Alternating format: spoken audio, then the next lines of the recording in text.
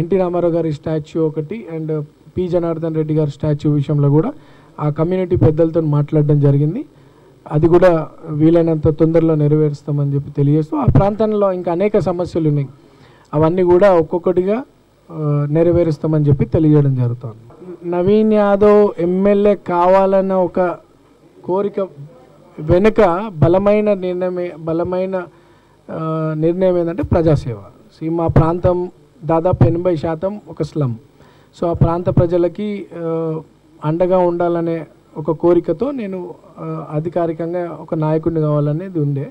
And చిన్న వయసులో 29 ఏళ్ళ వయసులోనే నేను ఎంఐఎం పార్టీ నుండి పోటీ చేసినప్పుడు చాలామంది ప్రజలు irrespective of caste, community, region and religion అందరూ కూడా నాకు పెద్ద ఎత్తున సపోర్ట్ చేయడం జరిగింది. ఆ రోజు సెకండ్ ప్లేస్ వచ్చినాను. సో నాకు ప్రజల్లో మా కుటుంబం పట్ల గౌరవం, రిలేషన్షిప్, మా నాయకత్వం మీద నమ్మకం ఉందని నేను